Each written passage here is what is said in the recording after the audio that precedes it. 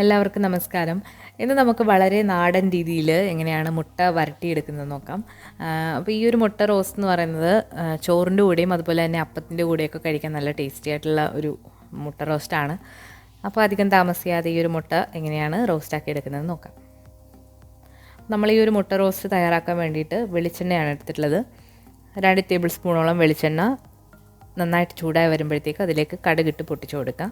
അപ്പോൾ കടുകൊന്ന് പൊട്ടി വന്നു കഴിഞ്ഞാൽ ഇതിലേക്ക് 2 വലിയ സവാള നീളത്തിലരിഞ്ഞതാണ് അത് കൂടിയിട്ട് നന്നായിട്ട് വഴറ്റിയെടുക്കാം. അപ്പോൾ സവാള പെട്ടെന്ന് വഴണ്ട് വരാൻ വേണ്ടിയിട്ട് അതിലേക്ക് കുറച്ച് ഉപ്പ് കൂടി ഇട്ട് കൊടുക്കാം. അപ്പോൾ ഞാനിവിടെ കാണിക്കുന്നത് 6 മുട്ടയ്ക്കുള്ള ഒരു മസാലയാണ്.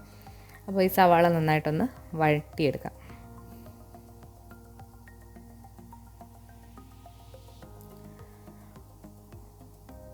ഇതിലേക്ക് എരിവിന് ആവശ്യമായിട്ടുള്ള പച്ചമുളക് നിങ്ങൾക്ക് ചേർത്ത് കൊടുക്കാം. ഞാനിവിടെ ഒരു വലിയ പച്ചമുളകാണ് ചേർത്ത് കൊടുക്കുന്നത്. നമ്മൾ പച്ചമുളക് കൂടാതെ ഇതിലേക്ക് മുളക് പൊടിയും കൂടി ചേർക്കുന്നുണ്ട്. അപ്പോൾ എരിവ് നോക്കിയിട്ട് ചേർക്കുക. അപ്പോൾ സവാള ചെറുതായിട്ടൊന്ന് വാടി വന്നിട്ടുണ്ട്. അപ്പോൾ ഒരു ലൈറ്റ് ബ്രൗൺ ആയിട്ട് വന്നിട്ടുണ്ട്. അപ്പോൾ ഈ ഒരു സമയത്ത് നമുക്ക് ഇതിലേക്ക് ഒരു 2-3 കതിർപ്പ് കറിവേപ്പില ഇതിലേക്ക് ഇട്ട് കൊടുക്കാം.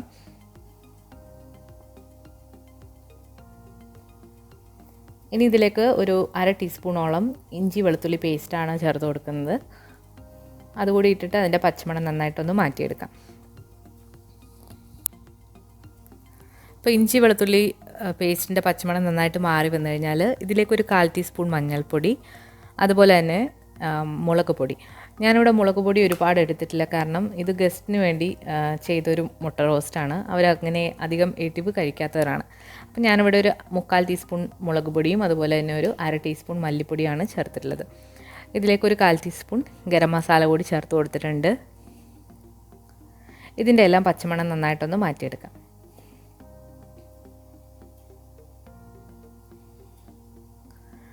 അപ്പോൾ ഇതിൻ്റെ പച്ചമണമൊക്കെ നന്നായിട്ട് മാറി വന്നിട്ടുണ്ട്.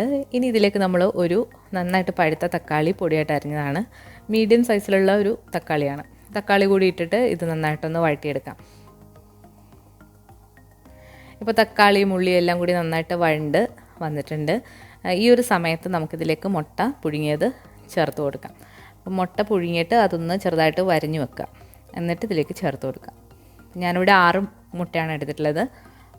ഇനി ഈ മുട്ടയും ഇതും കൂടി കിടന്ന് നന്നായിട്ടൊന്ന് വഴറ്റിയെടുക്കാം.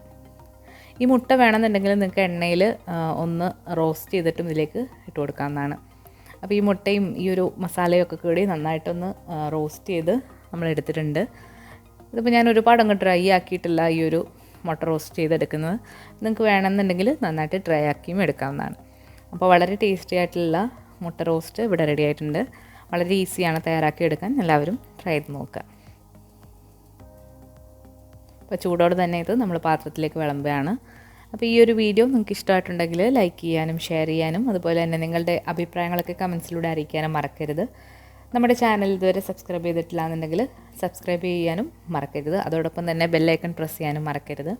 പുതിയ റെസിപ്പി വീഡിയോകളുമായിട്ട് നമുക്ക് വീണ്ടും കാണാം. താങ്ക്